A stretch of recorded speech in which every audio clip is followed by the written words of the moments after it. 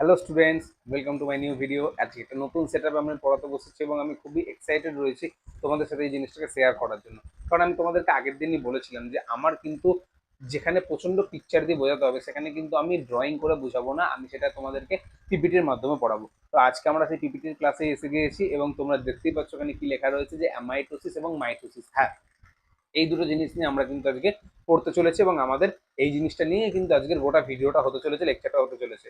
এর পরের দিনের লেকচারে আমরা পড়তে চলেছি হচ্ছে কি কিনা মিওসিস 1 এবং মিওসিস 2, তাদের সম্বন্ধে আমরা যাবতীয় সমস্ত জিনিস নেক্সট ক্লাসে জানবো। বাট আজকে আমরা তার আগে পড়বো অ্যামাইটোসিস, মাইটোসিস।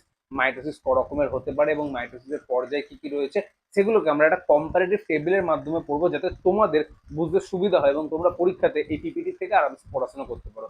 ভিডিওর শেষে আমি তোমাদের বলে দেবো পিপিটি তোমরা কোথা থেকে ডাউনলোড করবে। তোমরা জেনারেলি ডিসক্রিপশন বক্সে গেলে সেখান থেকে তোমরা পিপিটি পেয়ে যাবে, বা যদি তোমাদের খুব বেশি লিঙ্কে না যেতে ইচ্ছা করে, ডাইরেক্ট ডাউনলোড করতে ইচ্ছা করে, তার জন্য তোমরা টেলিগ্রাম চ্যানেলে চলে যেতে পারো। টেলিগ্রাম চ্যানেল থেকে তোমরা কিন্তু আরামসে এই ভিডিওর পিপিটিটা পেয়ে যাবে, ঠিক আছে? তো তাহলে আর বেশি দেরি না করে আমরা আমাদের ক্লাসকে শুরু করে দিই এবং আমরা এখানে ফার্স্টেই অ্যামাইটোসিস পয়েন্টের দিকে এগিয়ে যাব। তো আমরা যদি প্রথমে আমাদের অ্যামাইটোসিস পয়েন্টে যাই, তোমাদেরকে সবার প্রথমে জানতে হবে অ্যামাইটোসিস কাকে বলা হয়ে থাকে। খুব বেসিক্যালি এবং খুবই বাচ্চাদের মতন করে যদি তোমাদেরকে আমি বলি, এটা এমন এক ধরনের সেল বিভাজন প্রক্রিয়া, যেই কোষ বিভাজন প্রক্রিয়াতে কোষের কোনো রকমের নিউক্লিয় পর্দা, নিউক্লিয় লাস, এগুলোর কোনো রকমের মানে বিলুপ্ত হওয়ার দরকার নেই, কোনো রকম ক্রোমোজোম তৈরি হওয়ার দরকার নেই, কোনো রকম ডেমতন্তু গঠন হওয়ার দরকার নেই, যেগুলো মাইটোসিসের ক্ষেত্রে সব থেকে বেশি গুরুত্বপূর্ণ। আমি আগের দিন তোমাদের পড়িয়েছিলাম যে এম চেক পয়েন্টে এটা চেক করা হয় যে ঠিকঠাক করে স্পিন্ডেল ফাইবার বা ডেম তন্তুগুলো হচ্ছে কি কিনা ক্রোমোজোমের সাথে আটকেছে কিনা, বা এস ফেজে এটা সরি জি2 চেক পয়েন্টে চেক করা হয়ে থাকে যে এস ফেজে রেপ্লিকেশনটা ঠিক করে হয়েছে কিনা, ক্রোমোজোমটা ডুপ্লিকেশন ঠিক করে হয়েছে কিনা। তার মানে যে সমস্ত কঠিন কঠিন চেক পয়েন্ট গুলো থেকে একটা মাইটোটিক কোষকে পেরিয়ে আসতে হয়, অ্যামাইটোটিক কোষের ক্ষেত্রে কিন্তু সেগুলো একদমই দরকার থাকে না। খুবই বেসিক একটা পার্ট, যেখানে একখানা কোষ রয়েছে, তার নিউক্লিয়াসও রয়েছে, সাইটোপ্লাজমও রয়েছে, এবং তারা নিউক্লিয়াসটা আগে ডুপ্লিকেট করবে, করে সেখান থেকে পরে সাইটোপ্লাজমটা ডুপ্লিকেট হয়ে দুটো অপত্য কোষের জন্ম দেবে। তোমরা দেখতে পাচ্ছ জিনিসটাতে যে এখানে আমি তোমাদেরকে ওকে, তো তোমরা এখানে দেখতে পাচ্ছ এইটা হচ্ছে কি কিনা আমাদের ব্যাকটেরিয়া। এটা আমাদের ব্যাকটেরিয়া। এই ব্যাকটেরিয়ার মধ্যে কি হয়েছিল দেখো, এই ব্যাকটেরিয়ার মধ্যে সবার প্রথমে একখানা কোষ ছিল এবং এই কোষের একটা নিউক্লিয়াস ছিল, এটা সাইটোপ্লাজম। প্রথমে কি হলো, নিউক্লিয়ারটা দুটো ভাগে ভাগ হলো এবং সাইটোপ্লাজমটা কিন্তু ভাগ হওয়া শুরু হলো। পরবর্তী ধাপে দেখো নিউক্লিয়াসটা দুটো সাইডে চলে গেছে এবং সাইটোপ্লাজমটা মধ্যখান থেকে ভাগ হয়েছে। এখানে না কোনো রকমের ক্রোমোজোম তৈরি হয়েছে না অন্য কিছু হয়েছে। তারপর দেখো এরকম করে দুটো ভাগ হলো, দিয়ে এখান থেকে লাস্টের এই মেমব্রেনটাও ভাগ হয়ে গিয়ে দুটো অপত্য কোষ তারা তৈরি করলো। তার মানে একখানা সিঙ্গেল কোষ থেকে, একখানা সিঙ্গেল কোষ থেকে এরকম দুখানা অপত্য কোষ তৈরি হলো এবং এখানে কোনো রকম আমাদের না নিউক্লিয়ার মেমব্রেনকে আলাদা হতে হলো, না কোনো রকমের সাইটোপ্লাজম সরি না কোনো রকমের ক্রোমোজোম তৈরি হতে হলো, না আদার্স কিছু হলো। এই পুরো পদ্ধতিটা অ্যামাইটোসিস ব্যাকটেরিয়ার মধ্যে দেখতে পাওয়া যায়। এই একই রকম জিনিসটা কিন্তু আমরা অ্যামিবার মধ্যেও দেখতে পাই। দেখো এখানে একখানা কোষ ছিল, এখানে একখানা কোষ ছিল, সেই কোষটা আস্তে আস্তে বড় হলো। বড় হওয়ার পর দেখো এখানে দুটো আলাদা আলাদা পার্টে ভাগ হলো, দুটো আলাদা আলাদা সাইডে চলে গেল। তারপর মধ্যখান থেকে এটা ডিভিশন হয়ে গিয়ে কিন্তু এখান থেকে দুটো অপত্য কোষ তৈরি হয়েছে। এখানেও কোনো রকমের ক্রোমোজোম থেকে শুরু করে কোনো কিছু দরকার পড়েনি। তাহলে আমরা এখান থেকে কি এই কথাটা বলতে পারি যে অ্যামাইটোসিস করতে গেলে কোনো রকমের কোষ মানে কোনো রকমের জটিল পদ্ধতির দরকার থাকে না, যেগুলো মাইটোসিসের ক্ষেত্রে দরকার থেকে থাকে। এইখানে আমি ইস্টকে নিয়ে এখন অব্দি কেন কথা বলিনি, এখান দিয়ে কিন্তু পরীক্ষায় প্রশ্ন আছে। তার কারণ কি, দেখো জেনারেলি আমাদের এই প্রথম ব্যাকটেরিয়াতে এবং এখানে অ্যামিবাতে দুজনাতেই কি হলো, নিউক্লিয়াসটা প্রথমে বড় হলো, নিউক্লিয়াসটা প্রথমে ডাবল হলো, তারপরে কিন্তু হচ্ছে গিয়ে কিনা সে দুটো কোষে ভাগ হলো। কিন্তু তোমরা যদি এই ইস্টটাকে একটুখানি ভালো করে দেখো, তোমরা এই ইস্টটাকে যদি তোমরা একটু ভালো করে দেখো, দেখো এইখানে এই যে ইস্টের সেলটা রয়েছে না, এই সেলটা দেখো এখানে একটা নতুন একটা উঁচু করে একটা আলাদা সেল এসেছে। প্রথমত এর কাছে একটা নিউক্লিয়াস ছিল, সে আস্তে আস্তে বড় হচ্ছিল, নিউক্লিয়াসটা বড় হওয়ার পর নিউক্লিয়াস ডবলও হয়েছিল। ডবল হওয়ার পর কি হলো, এইখানটাতে দেখো দেখানো হয়েছে এই সেলের সাথে একটা ছোট্ট করে অংশ এসে আটকালো এবং এখান থেকে একখানা নিউক্লিয়াস এর মধ্যে চলে গেল। এই যে ছোট্ট করে অংশটা আটকেছে না, এই ছোট্ট করে যে অংশটা আটকেছে এটাকে আমরা বলি বার্ডিং। এটাকে আমরা কি বলি, বার্ডিং বলে থাকি। এটাকে আমরা BUDDING, ING, বাডিং করা হয়েছে। মানে ছোট্ট করে হচ্ছে কি কিনা একটা দানার মতন এসে ওখানে আটকেছে সেলের, এবং তার মধ্যে হচ্ছে কি কিনা ওই নিউক্লিয়াসটা চলে গিয়েছে, চলে গিয়ে কিন্তু দুখানা অপত্য কোষ তৈরি করেছে। বুঝতে পারলাম? আমি যদি এখান থেকে একটুখানি জিনিসটাকে মুছি,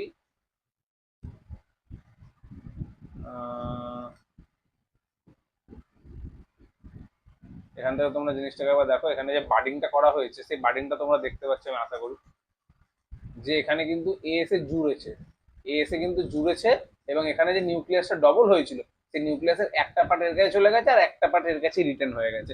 তো এই জিনিসটা আমরা ইস্টদের ক্ষেত্রে দেখতে পাই। তাহলে আমরা অ্যামাইটোসিস প্রক্রিয়া দেখলাম, যেই প্রক্রিয়াতে কোনো রকমের নিউক্লিয়াসের ডিভিশনের দরকার থাকে না, কোনো রকমের ক্রোমোজোম তৈরি হওয়ার দরকার থাকে না, কোনো রকমের সাইটো বলছি না, কোনো রকমের স্পিন্ডেল ফাইবার তৈরি হওয়ার দরকার থাকে না। খুবই বেসিক পদ্ধতি, যেটা আমরা অনেক প্রাচীন বা একদম প্রোক্যারিওটিক যারা থাকে তাদের মধ্যে কিন্তু আমরা দেখতে পাই। তো এখান থেকে আমরা কিছু কিছু তাৎপর্যতে আসতে থাকবো, সেই তাৎপর্যগুলো তো আমরা দেখি, তাহলে তোমরা বুঝতে পারবে তাৎপর্যটা।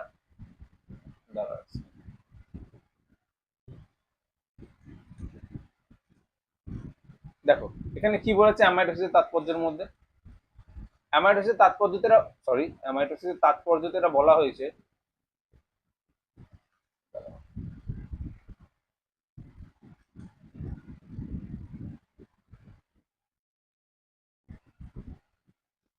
ওকে, অ্যামাইটোসিসের তাৎপর্যতে এটা আমাদের বলা হয়েছে যে এই প্রকার কোষ বিভাজনের মাধ্যমে নিম্ন শ্রেণীর জীবেদের বংশবিস্তার ঘটে। কোষ বিভাজনের জন্য বিশেষ কোনো প্রস্তুতির দরকার হয় না, যেটা আমি বললাম যে কোনো রকমের ডিএনএ রেপ্লিকেশনের স্পিন্ডেল তৈরি হয়েছে কিনা, ক্রোমোজোম কন্ডেন্স হয়েছে কিনা কিছু দেখার দরকার নেই, কোষ বিভাজন অনেক অল্প সময়ের মধ্যে হয়ে যায়। যেহেতু কোনো রকমের কমপ্লেক্সিটির দরকার মানে হয় না, তো এই জন্য খুব তাড়াতাড়ি এটা হয়ে যায়। লাস্ট পয়েন্ট কি আছে, নিউক্লিয়াস বিভাজনের জন্য বিভিন্ন দশা অতিক্রম করতে হয় না, যেটা আমি একটু আগে বলেছিলাম যে প্রোফেজ, মেটাফেজ, অ্যানাফেজ, টেলোফেজ এখানে দরকারই নেই, কারণ এখানে নিউক্লিয়াসটা ডিভিশনের দরকারই মানে নিউক্লিয়ার এনভেলপ যেটা থাকে সেটাকে সরানোর দরকারই নেই। প্রথমে নিউক্লিয়াসটা ডিভিশন করবে, নিউক্লিয়াস ডিভিশন করে যাওয়ার পর সাইটোপ্লাজমটা ডিভিশন করবে। আমি আশা করছি তোমাদের এই অ্যামাইটোসিস আর কোনোদিন গোলাবে না এবং তোমাদের আর কোনোদিনও এটা নিয়ে অসুবিধা হবে না। তো আমরা এখান থেকে জাস্ট এর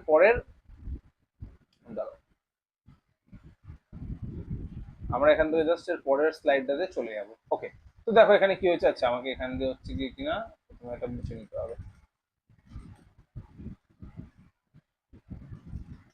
দেখো আমি তোমাদেরকে যা পড়িয়েছি এখানে সেই জিনিসটাই টেবিল ফরম্যাটে লেখা যায়, যাতে তোমরা কখনো ভুলে না যাও, সেই জন্যই কিন্তু হচ্ছে কি কিনা এই জিনিসটা করা। তোমরা দেখো একবার এখানে কি লেখা রয়েছে, অ্যামিবা হোক বা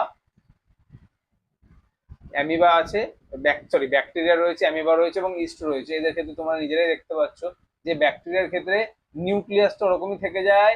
নিউক্লিয়াস প্রথমে দুভাগ হয়, মাঝখানে খাদ সৃষ্টি হয় এবং সেখান থেকে দুটো আলাদা আলাদা কোষ তৈরি হয়। তোমরা আমি যেটা পড়ালাম সেই পড়াটাকে শুনে যদি এই লেখাটাকে একবার দেখো, তোমাদের আর এখান থেকে কোনো রকমের ইয়ে থাকবে না, সমস্যা থাকবে না। বাট যেটা তোমাদের এখান থেকে দরকার সেটা হচ্ছে এই জিনিসটা, ব্যাকটেরিয়া, সরি,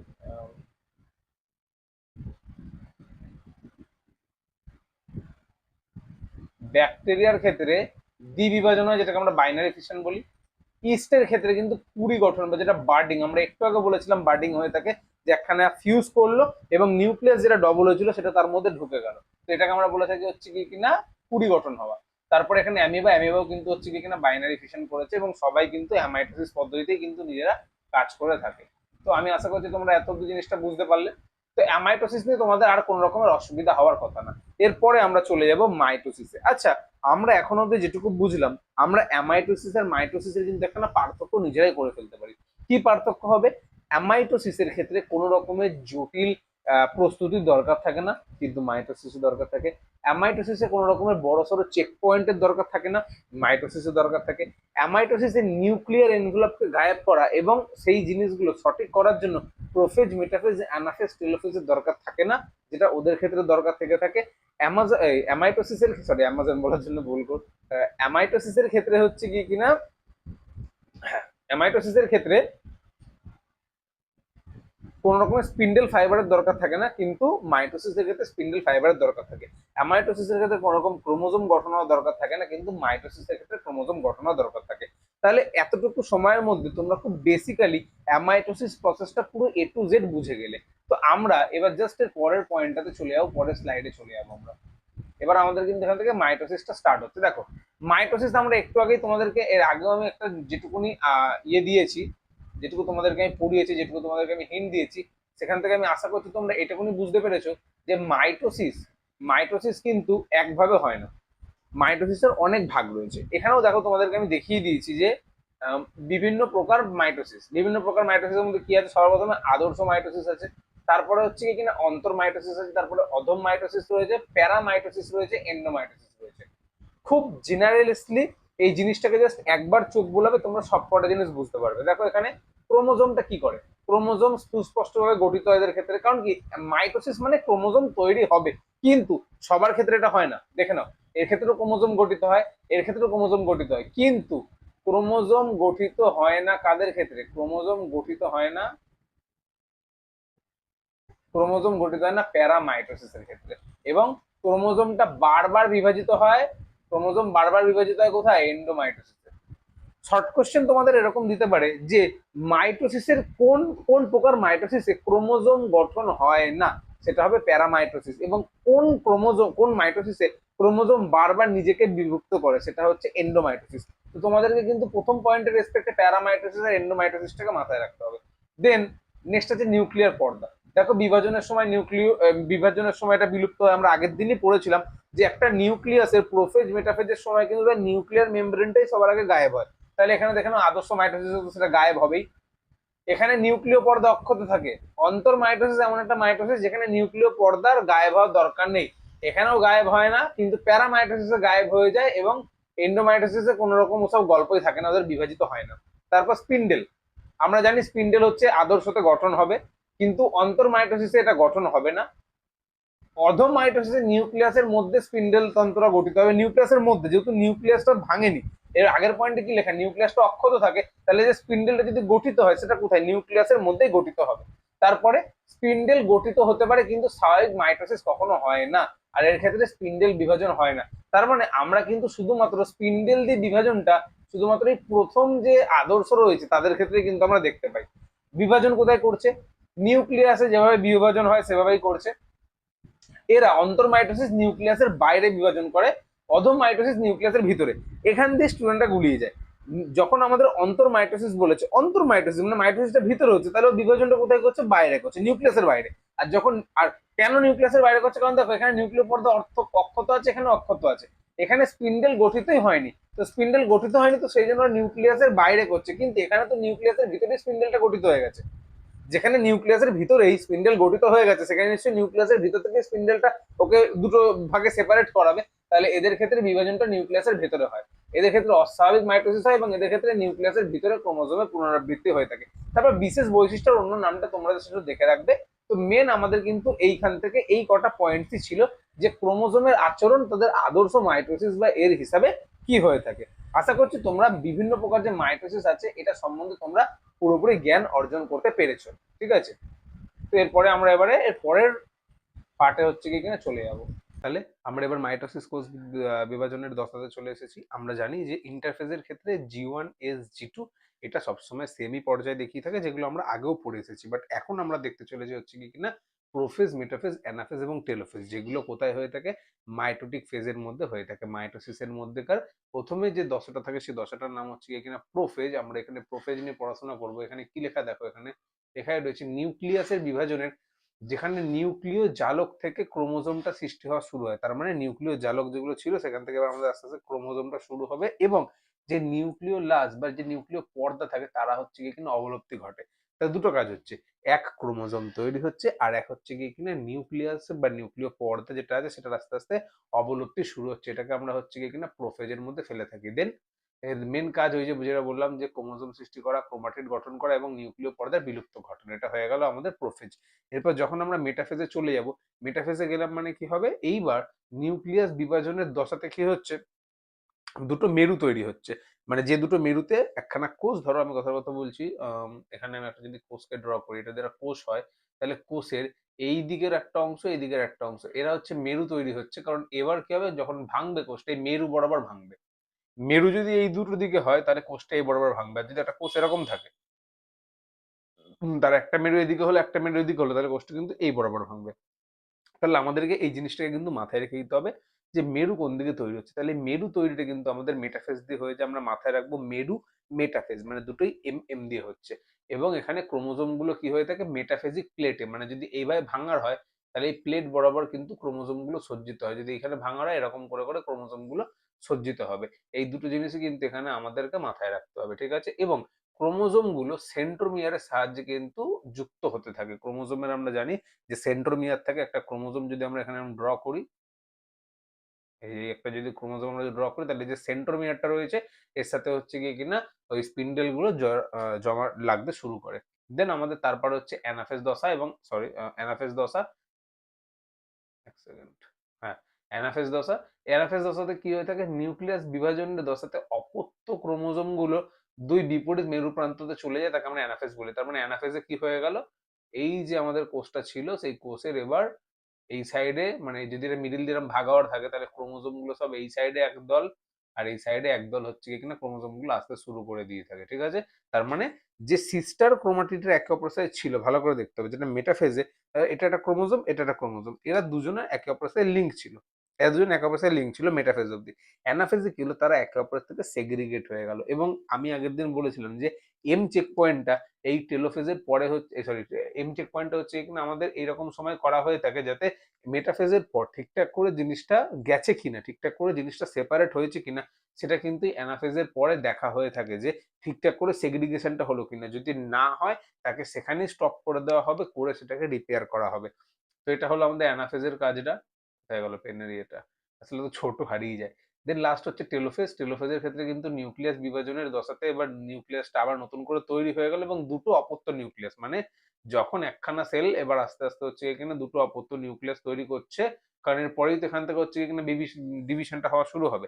তো এটা হচ্ছে টেলোফেজের মধ্যে পড়ছে। তাহলে আমি আশা করছি প্রোফেজ, মেটাফেজ, অ্যানাফেজ, টেলোফেজ বুঝতে কারোর অসুবিধা হয়নি। তবুও আমি একবার ছোট করে রিপিট করে দিচ্ছি। প্রোফেজের ক্ষেত্রে আমরা দেখেছি নিউক্লিয়াসের বিভাজনের ক্ষেত্রে যে নিউক্লিয় জালক থাকে সেটা ভাঙতে শুরু করে, যে ক্রোমোজোম থাকে সেটা সৃষ্টি হওয়া শুরু হয়ে যায়, এবং নিউক্লিয় পর্দার অবসান ঘটে। মেটাফেজে কি হয়, ক্রোমোজোম গুলো তৈরি হয়ে তারা সজ্জায় চলে আসে, মেটাফেজিক যে প্লেট আমরা বলি সেখানে চলে আসে, এবং দুটো মেরুর সৃষ্টি হয়ে থাকে যেখানে সেন্ট্রিওল গুলো কিন্তু চলে এসে থাকে। তারপরে কি হয়ে থাকে, অ্যানাফেজে যে সেন্ট্রিওল গুলোর সাথে ওরা আটকে ছিল, সেই সেন্ট্রিওল গুলো কিন্তু দুটো মেরুতে সমস্ত ক্রোমোজোমকে স্ট্রেচ আউট করে নেয়, মানে এ এদিকে চলে যায়, এ এদিকে চলে যায় জোড়া। তাহলে এই পাঁচটা আঙুল ছিল, পাঁচটা ক্রোমোজোম, এই পাঁচটা আরেকটা ক্রোমোজোম, এরা তো এরকম করে জুড়ে ছিল একে অপরের সাথে, এরা একে অপরের সাথে এরকম করে জুড়ে ছিল। তো যেই মোমেন্টে কি হলো, অ্যানাফেজ এলো, তখন কি হলো, এরা সেগ্রিগেট হয়ে গেল। এবার দেখা গেল কখনো যে এই আঙুলটা, মানে এই ক্রোমোজোম দুটো, এরা না মানে একসাথে সেগ্রিগেট হচ্ছে, বাকিগুলো দেখা গেল আলাদা, এর চারটে এর চারটে আলাদা, কিন্তু এরা একসাথে সেগ্রিগেট হচ্ছে। তাহলে এখানে তো পরবর্তীতে ডিজিজ চলে আসবে। তখন এনাফেজ চেক পয়েন্ট, যেটা আমরা আগের দিন পড়েছিলাম, মেটাফেজ চেক পয়েন্ট যেটা আর কি দরকার থাকে পরে। তারপর লাস্টে টেলোফেজ। টেলোফেজে কি হয়, নিউক্লিয়াস যেটা আমাদের ভেঙে গিয়েছিল নিউক্লিয় পর্দাটা, সেটা আবার পুনরাবৃত্তি হয়, দুটো গঠন হয়। এবার একটা কোষ এখনো গোটা রয়েছে, তার মধ্যে কিন্তু দুটো গঠন হয়ে গেল। তাহলে এটা হচ্ছে টেলোফেজের মধ্যে আমরা দেখতে পেলাম। আশা করছি এই পার্টটা তোমাদের প্রোফেজ, মেটাফেজ, অ্যানাফেজ, টেলোফেজ খুব ইজিলি বোঝা গেছে। প্রোফেজে নিউক্লিয়ার পর্দায় গেল, মেটাফেজে তারা প্লেটে চলে এলো, অ্যানাফেজে তারা সেগ্রিগেট করে গেল, এবং টেলোফেজে হচ্ছে গিয়ে কিনা আবার নতুন করে দুটো নিউক্লিয়াসের তৈরি হয়ে গেল একটা এর মধ্যেই। তো এবার আমরা পরের পার্টটায় যাব। পরের পার্টটা এবার আমরা এখানে উদ্ভিদ কোষের ধাপ দেখতে চলেছি। উদ্ভিদ, এক সেকেন্ড,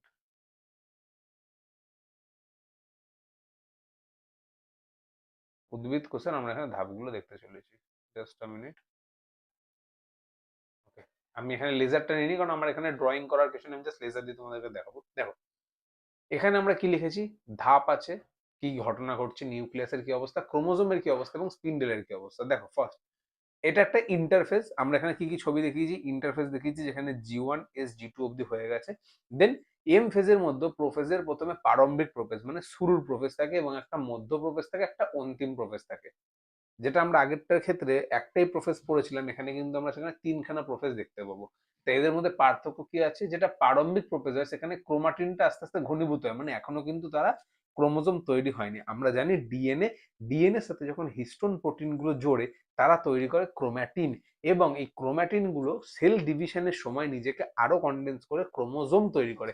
তো এই ক্রোমাটিন গুলো ঘনীভূত হতে শুরু করে এই প্রোফেজের মধ্যে, নিউক্লিয়াস আস্তে আস্তে ভাঙা শুরু করে, ক্রোমোজোম অল্প অল্প দেখতে পাওয়া গিয়ে থাকে, এবং স্পিন্ডেলও একটু একটু গঠন হওয়া শুরু হয়। এটা উদ্ভিদ কোষ। জেনারেলি আমাদের এটা মনে রাখতে হবে যে উদ্ভিদ কোষের ক্ষেত্রে তথাকথিতভাবে কোনো রকমের সেন্ট্রিওল থাকে না যেখান থেকে স্পিন্ডেল ফাইবার গুলো বেরোয়।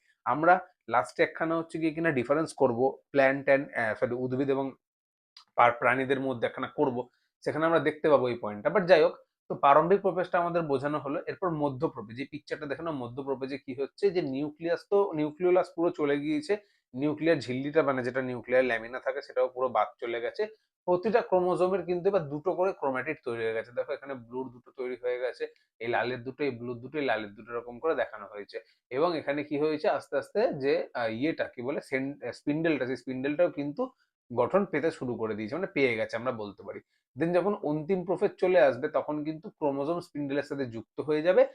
এই হচ্ছে আমাদের প্রোফেজটা শেষ হলো। তাহলে প্রোফেজের শুরুতে কি হয়েছিল, ক্রোম্যাটিনটা ক্রোমোজোম হওয়া শুরু হয়েছিল এবং প্রোফেজ শেষ হতে হতে কিন্তু ক্রোমোজোম অলরেডি স্পিন্ডেলের সাথে অ্যাটাচড হয়ে গেছে। দেন মেটাফেজের মধ্যে চলে আসবো আমরা। মেটাফেজের মধ্যে কিছুই না, ক্রোমোজোমের যে দুটো ভাগ রয়েছে, দেখো এখানে মেটাফেজ কোথায় গেল, এই যে মেটাফেজে দেখো এর অলরেডি যেটা আমরা মেটাফেজ প্লেট থাকে সেই মেটাফেজ প্লেটে এরা চলে এসেছে, সেন্ট্রোমিয়ারের সাথে এরা যুক্ত হয়ে গিয়ে থাকে এবং এখানে নিউক্লিয়ার মেমব্রেন একদমই থাকে না, এটা তো আমরা এমনিও জানি। তারপরে অ্যানাফেজ শুরু হয় এবং আমরা জানি যে অ্যানাফেজে দুটো আছে, একটা প্রারম্ভিক, একটা হচ্ছে অন্তিম। প্রারম্ভিক মানে যখন সবে সবে এই স্পিন্ডেল গুলো ওদেরকে আলাদা করতে শুরু করে, মানে এই যে ক্রোমোজোম যেগুলো ছিল এবার দুটো ক্রোমাটিড কিন্তু আলাদা হয়ে গেল, এর ক্ষেত্রে দুটো ক্রোমাটিড আলাদা, এর ক্ষেত্রে দুটো ক্রোমাটিড আলাদা এবং এর ক্ষেত্রেও দুটো ক্রোমাটিড আলাদা। আমরা যেটা বলছিলাম যে এখানে আমাদের প্রারম্ভিক প্রোফেজ এবং অন্তিম প্রোফেজ দুটো ভাগ রয়েছে। প্রারম্ভিক প্রোফেজে আমরা দেখতে পাচ্ছি যে এখানে আমাদের যে ক্রোমাটিড গুলো রয়েছে সেই ক্রোমাটিড গুলো দুটো পর্যায়ে ভাগ হয়ে গিয়েছে এবং দেখো তারা সবে সবে ভাগ হয়েছে এবং এইখানে যে আমাদের স্পিন্ডেলটা তৈরি হয়েছিল তারা কিন্তু ওকে মেরুর দিকে টানা শুরু করেছে। আর অন্তিম অ্যানাফেজে আমরা কি দেখতে পাবো, এরা অলমোস্ট মেরুর দিকে পৌঁছে গিয়েছে। তো এগুলো তো আমাদের গেল। তারপরে টেলোফেজ শুরু হবে, টেলোফেজ শেষ হবে। টেলোফেজের শুরু আর শেষটা কিন্তু খুব ইম্পর্টেন্ট। যখন টেলোফেজ শুরু হচ্ছে তখন নতুন নিউক্লিয়াসটা সবে সবে গঠন হওয়া শুরু হচ্ছে, যে নিউক্লিয়ার ল্যামিনা ছিল সেটাও আস্তে আস্তে গঠন হওয়া শুরু করছে এবং স্পিন্ডেল কিন্তু বিলুপ্ত হতে শুরু করে দেয়। তারপরে যখন অন্তিম টেলোফেজ চলে আসে দেখো কত সুন্দর দুটো নিউক্লিয়াস কিন্তু তৈরি হয়ে গিয়েছে, এটা আমাদেরকে মাথায় রাখতে হবে। তো এই অন্তিম টেলোফেজের পর আমরা সব থেকে গুরুত্বপূর্ণ জিনিস দেখতে পাই, সেটা হচ্ছে অপত্য কোষের সৃষ্টিতে। দেখো এখানে যে দুটো সেল তৈরি হবে সে কোথা থেকে তৈরি হবে, এর ঠিক মিডিল বরাবর, এই যে ঠিক মিডিল বরাবর কোষের, এখান থেকে কিন্তু কোষ ফলক বাংলায় বলে, ইংলিশে সেটাকে বলা হয় থাকে সেল প্লেট। একটা প্লেটের মতন তৈরি হয়, যে প্লেটটা কোথায় আছে, এই মিডিলে প্লেটটা তৈরি হয়, মিডিলে তৈরি হওয়ার পর এদিকে বাড়ে এবং এদিকে বাড়ে, বেড়ে হচ্ছে কি কিনা এরকম দুটো আলাদা আলাদা ভাগ করে দিয়ে দুটো অপত্য কোষ তৈরি করে। তাহলে এই ছিল পুরো সামারিটা, এই ছিল উদ্ভিদ কোষের মাইটোসিসের সমস্ত ধাপ, যেখানে ইন্টারফেসটা সেম হয়ে থাকে। প্রারম্ভিক প্রোফেজে কি হয়, মধ্য প্রোফেজে কি হয়, অন্তিম প্রোফেজে কি হয়ে থাকে, মেটাফেজটা কিরকম যায়, প্রারম্ভিক অ্যানাফেজ অন্তিম অ্যানাফেজ কিরকম যায়, প্রারম্ভিক টেলোফেজ অন্তিম টেলোফেজ কেমন যায় এবং কিভাবে ওরা হচ্ছে সেল প্লেট তৈরি করে একে অপরকে ডিভাইড করে। এটা আমরা জানতে পারলাম আমাদের এই মাইটোসিসের পার্ট থেকে। এবারে আমরা এখান থেকে চলে যাব পরবর্তীতে প্রাণী কোষের মাইটোসিস। দেখো এখানেও ইন্টারফেসটা সেম থাকে, but what is the difference, আমাদের ডিফারেন্স জেনে পড়তে হবে। প্রারম্ভিক প্রোফেজে দেখো এখানে দুটো বলের মতো তৈরি হয়ে গেছে না, এই যে দুটো বল, এই দুটো বল কি, এরা সেন্ট্রিওল, এবং শুধু সেন্ট্রিওল না, এদের সাথে এবার এই সেন্ট্রিওল যেগুলো রয়েছে না এগুলো দেখো আস্তে আস্তে মধ্য প্রোফেজ এখানে, আচ্ছা প্রারম্ভিক প্রোফেজে যেমন আগের বার কি হয়েছিল, ক্রোমাটিড যেটা ছিল সেই ক্রোমাটিডটা আস্তে আস্তে ক্রোমোজোম তৈরি হওয়া শুরু করেছিল, মধ্য প্রোফেজেও ক্রোমোজোমটা পুরোপুরি তৈরি হয়ে গেছিল এবং যখন অন্তিম প্রোফেজ এসে গেছিল স্পিন্ডেলের সাথে জয়েন হয়ে গেছিল। এখানেও পুরো জিনিসটা একই হয়েছে, বাট দ্য থিং ইজ এখানে স্পিন্ডেলটা কোথা থেকে তৈরি হয়েছে, সেন্ট্রিওল নামক একখানা অংশ যেটা দুটো মেরুতে পৌঁছে গেছিল তার সাথে এটা অ্যাটাচড হয়েছে। তো আগেরটাতেও প্রারম্ভিক প্রোফেজ, মধ্য প্রোফেজ, অন্তিম প্রোফেজ গেছে, এটাতেও গেছে, শুধু পার্থক্যটা সেন্ট্রিওলের ক্ষেত্রে হয়েছে। দেন মেটাফেজ, মেটাফেজের ক্ষেত্রে কি হয়েছে দেখো, যেমন আমাদের আগেরটা ছিল মেটাফেজিক প্লেট, সেরকম এই মেটাফেজিক প্লেট মানে একদম পুরো মধ্যে বরাবর এরা পরপর পরপর সারিবদ্ধ হয়ে রয়ে গিয়েছে। দেন প্রারম্ভিক অ্যানাফেজ, যেখানে কি হয়েছিল আগেরটাতেও যেমন হয়েছিল যে এরকম এবার সিস্টার ক্রোমাটিড গুলো একে অপর থেকে সেপারেট হয়, কেউ ওপরে এবং কেউ হচ্ছে নিচের দিকে, যেরকম যেরকম মেরু তৈরি হয়েছে সেই হিসাবে এরা সেপারেট করা শুরু করেছে। অন্তিম অ্যানাফেজের মধ্যে এরা আরো কাছাকাছি পৌঁছে গেছে এবং এখানে কি হয়েছে দেখো, এইখান থেকে আবার জিনিসটা আলাদা। প্রারম্ভিক টেলোফেজ, যখন টেলোফেজটা স্টার্ট হলো সেই মোমেন্টে এখানে কি হলো, এরকম মধ্যিখান থেকে একটা খাঁজ তৈরি হওয়া শুরু হলো। আগের পিকচারটা থেকে খাঁজ তৈরি হয়েছিল না, আগের পিকচারটাতে মধ্যে থেকে সেল প্লেট এসেছিল, কিন্তু এখান থেকে এরকম মধ্যিখানে ভাঁজ তৈরি হলো এবং এই ভাঁজটা দেখো আস্তে আস্তে আরো চাপ খেতে খেতে ভিতর দিকে ঢুকছে। এই যেটা ভিতর দিকে ঢুকছে এটাকে আমরা বলি ক্লিভেজ ফাড়ো। তাহলে আমরা এটা বলতে পারি যে প্রাণী কোষের ক্ষেত্রে যে টেলোফেজটা হয়ে থাকে বা যেখানে দুটো সেল তৈরি হচ্ছে, সেটা কিরকম করে হচ্ছে ক্লিভেজ ফারোর মধ্যে থেকে হচ্ছে। বাট আমাদের প্ল্যান্টদের ক্ষেত্রে কিন্তু সেটা ক্লিভেজ ফারো দিয়ে হয় না, সেটা সেল প্লেট মিডিলে আসে, যেটা দুটোকে ভাগ করে দিয়ে থাকে। আমি আশা করি তোমরা বুঝতে পেরেছো। বাকি পুরো জিনিসটা কিন্তু সেম, বাকি পুরো জিনিসটা সেম। আমি আশা করছি তোমাদের এটা মাথায় ঢুকেছে। তো দেখো আমি এরপর আজকে আমাদের লাস্ট স্লাইডে চলে যাব। এই স্লাইডটাতে উদ্ভিদ কোষের মাইটোসিস এবং প্রাণী কোষের মাইটোসিস। দেখো প্রতিটা পয়েন্টে আমি বলবো, যারা এতক্ষণ এই ক্লাসটা খুব ভালো করে শুনেছে তাদের কাছে এটা খুব ইজি লাগবে, খুবই ইজি। দেখো ফার্স্টে এদের কোষটা আয়তকার হয় আমরা জানি, উদ্ভিদ কোষটা চৌকোর মতন দেখতে হয়ে থাকে এবং প্রাণী কোষটা গোলাকার বা ডিম্বাকার হয়, আমরা অলরেডি পিকচারে দেখে নিয়েছি। দেন সেন্ট্রিওল কিন্তু এদের ক্ষেত্রে অনুপস্থিত থাকে, প্রাণী কোষে উপস্থিত থাকে। আমি প্রথম পয়েন্ট বলেছিলাম তোমাদেরকে যে ওখানে স্পিন্ডেল যেটা তৈরি হয় সেটা মেরু থেকে তৈরি হয়। কোন মেরুতে ভাঙবে, উদ্ভিদ কোষটা কোন মেরুতে ভাঙবে, সেই সেন্ট্রিওলটা ওখান থেকে, কোনো সেন্ট্রিওল না, ওখান থেকে স্পিন্ডেল ফাইবারটা আপনা আপনি চলে আসে। বাট প্রাণী কোষে কিন্তু মেরুটা ডিসাইড করা হয়ে থাকে, সেখানে সেন্ট্রিওল যায়, সেই সেন্ট্রিওলটা ভেঙে কিন্তু হচ্ছে কি কিনা, সেন্ট্রিওল থেকে হচ্ছে কি কিনা স্পিন্ডেল ফাইবার গুলো আসে। এবং অ্যাস্টারও থেকে থাকে, যেটা হচ্ছে সেন্ট্রিওলের সাথে আটকে থাকে, অ্যাস্টার স্পিন্ডেল বলা হয়ে থাকে। এইখানে সেটা কিন্তু থাকে না। দেন স্পিন্ডেল তন্তু কোথা থেকে আসে, উদ্ভিদ কোষের ক্ষেত্রে সেটা সাইটোপ্লাজম থেকে তৈরি হয়, কিন্তু এর ক্ষেত্রে সেন্ট্রিওল থেকে আসে। আমি বলেছি যে সেন্ট্রিওল শুধুমাত্র প্রাণী কোষে দেখতে পাওয়া যায়, তাহলে প্রাণী কোষে যে আমাদের কি বলে স্পিন্ডেল ফাইবারটা তৈরি হবে, সেটা কোথা থেকে হবে, সেন্ট্রিওল থেকেই হবে। দেন এইবার আরেকটা ইম্পর্টেন্ট পয়েন্ট, সাইটোকাইনেসিস এর পদ্ধতি। উদ্ভিদ কোষের মাইটোসিসে আমরা কোষ ফলক বা সেল প্লেট গঠন দেখতে পাই, যার মাধ্যমে সাইটোপ্লাজমটা ডিভাইড হয়। আর এর ক্ষেত্রে কি বলে, আহ প্রাণী কোষের ক্ষেত্রে ক্লিভেজ ফারোর মাধ্যমে এটা হয়ে থাকে। সাইটোকাইনেসিসের দিকটা কিরকম হয়ে থাকে, সেন্ট্রাল, কেন্দ্র থেকে দু সাইডের দিকে যায়। কিন্তু প্রাণীদের ক্ষেত্রে কি হয়, দুটো সাইড থেকে সেন্ট্রালের দিকে আস্তে আস্তে আস্তে আস্তে, মানে পুরো অপোজিট জিনিসটা হলো। তো আমি এই জন্যই বলছিলাম যে এটা খুব ইজি জিনিস আছে, একবার পড়লে এর দিয়ে সোজা কিছু হয় না। কোষ প্রাচীর অবশ্যই উদ্ভিদ কোষে থাকে, প্রাণী কোষে থাকে না। টেলোফেজের ঘটনাটা কিন্তু হচ্ছে কি কিনা, দেখো এদের ক্ষেত্রে ফ্র্যাগমোপ্লাস্ট বলে একটা জিনিস থাকে, যেটা এদের ক্ষেত্রে তৈরি হয়ে থাকে, কিন্তু এদের ক্ষেত্রে কন্ট্রাকটাইল রিং বা সংকোচন বলয় তৈরি, এটা তোমরা মুখস্থ করবে। দেন বাকি আর এখানে আলাদা করে কোনো জিনিস আমাদের দরকার নেই। নতুন কোষ কি করে পৃথকীকরণ হয়, একজন সেল প্লেট, একজন ক্লিভেজ ফারো, ওই পয়েন্টটা এখানে লেখা রয়েছে। আমরা আজকে যদি একবারই প্রথম স্লাইড থেকে যদি একবার এটাকে রিক্যাপ করি, কিছুক্ষণ মানে অল্প সময় লাগবে রিক্যাপ করতে। প্রথমে আমরা হচ্ছে অ্যামাইটোসিস সম্বন্ধে দেখেছিলাম, যেখানে আমরা দেখেছিলাম একদম বেসিক একখানা সেল লাইনিং হয়েছিল, যেখানে কোনো রকমের একদম বেসিক একখানা জাস্ট ডিভিশন, যেখানে কোনো রকমের সাইটোপ্লাজমের সরি কোনো রকমের হচ্ছে কি কিনা নিউক্লিয়ার ল্যামিনা বা নিউক্লিয়ার এনভেলপ যে ডিসরাপ্ট হতে হয় না, কোনো রকমের আদার কোনো জিনিস যেমন ক্রোমোজোম তৈরি হওয়া ইত্যাদি কিচ্ছুর দরকার পড়ে না, জাস্ট ওরা সিম্পলি ডিভিশন করে। কিন্তু তার মধ্যেও একটা জিনিস আমরা মাথায় রাখবো যে ব্যাকটেরিয়া আর অ্যামিবা এরা হচ্ছে গিয়ে কিনা যেভাবে ডিভিশন করে, ইস্ট হচ্ছে বার্ডিং করে কিন্তু ডিভিশন করে থাকে। তো এইটা আমরা এখান থেকে মাথায় রাখবো। দেন ব্যাকটেরিয়া এবং অ্যামিবা হচ্ছে এরা বাইনারি ফিশন করে ডিভিশন করে। তারপরে আমরা মাইটোসিসের অনেকগুলো ভাগ দেখেছিলাম। আদর্শ মাইটোসিস যেটা আমরা অলরেডি এর পরে পড়েছি, তো আদর্শ মাইটোসিস আমাদের কোনো সমস্যা নেই।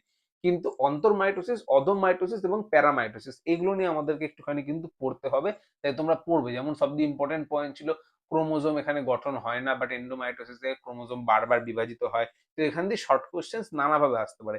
তো ওই জন্য তোমরা এটাকে কিন্তু দেখে রাখবে। তারপর প্রোফেজ, মেটাফেজ, অ্যানাফেজ, টেলোফেজ সম্বন্ধে আমরা পুরো ডিটেলসটা এখানে দেখেছিলাম, যে প্রোফেজে কি হয়ে থাকে, মেটাফেজে কি হয়ে থাকে, অ্যানাফেজে কি হয়ে থাকে, টেলোফেজে কি হয়ে থাকে। এবং এই পুরো বিষয়টাকে নিয়ে আমরা উদ্ভিদেও একবার দেখলাম, প্রাণীতেও একবার দেখলাম। আর আমরা এটাও দেখলাম যে প্রোফেজ বলো, অ্যানাফেজ বলো, টেলোফেজ বলো, এদের ক্ষেত্রে কিন্তু একটা প্রারম্ভিক একটা অন্তিম পর্যায় থেকে থাকে। তাহলে আমি আশা করব যে এটা গেল। এরপরে এরপরে হচ্ছে উদ্ভিদ কোষে মাইটোসিসের যে ধাপসমূহগুলো ছিল সেগুলো আমরা বলেছি, আজকে ডিসকাস করেছি। দেন প্রাণী কোষের ধাপসমূহগুলোকেও আমরা দেখেছি। আর তারপরে আমরা উদ্ভিদ কোষ এবং প্রাণী কোষের মাইটোসিসটা দেখেছি। আজকে আমাদের ক্লাস এত অবধি থাকলো, বাট পিপিটিটা এন্ড এখানে হবে না, কারণ এরপরে মিওসিস স্টার্ট হচ্ছে। এই ক্লাসের জন্য পিপিটিটা এত অবধি থাকলো। আমি আশা করব তোমাদের এই ভিডিওটা ভালো লেগেছে। নেক্সট ক্লাসে আমরা পড়াশোনা করতে চলেছি সেম সেটআপেই, সেটা হচ্ছে মিওসিস 1 এন্ড মিওসিস 2 নিয়ে। এবং বিলিভ মি, মিওসিস 1 মিওসিস 2 অনেক অনেক বেশি গুরুত্বপূর্ণ জিনিস একখানা, এবং অনেক পড়াশোনা সেখানে আমাদের করতে হয়। তার কারণ কি, মিওসিস সব জায়গাতে হয় না। মিওসিস কিন্তু আমাদের গোনাডাল যে সমস্ত সেলগুলো থেকে থাকে, স্পার্ম এন্ড ওভাম, তাদের ক্ষেত্রে এগুলো দরকার থেকে থাকে। তো আমরা সেই রেসপেক্টে এই জিনিসটাকে পড়াশোনা করব। আর আমি আশা করছি তোমাদেরকে আমি সেটা ডেলিভার করতে পারবো। তো একটাই কথা বলার, যে যদি ভালো লেগে থাকে বা মনে হয় যেখান দিয়ে হেল্প হচ্ছে, তো প্লিজ এটাকে একটুখানি শেয়ার করে দিও তোমাদের ফ্রেন্ডসদের মাঝে যাদের এটা দরকার পড়বে। ক্লাস 11-12 বা বিএসসি লেভেলে এই জিনিসগুলো কিন্তু জানাটা খুবই দরকার, নাহলে প্রফেসররা প্রচন্ড পরিমাণ অপমানও করে। তো যাই হোক, আশা করছি তোমাদের এটা ভালো লেগেছে। তো দেখা হচ্ছে পরের ভিডিওতে মিওসিস 1 এন্ড মিওসিস 2 তে। ঠিক আছে?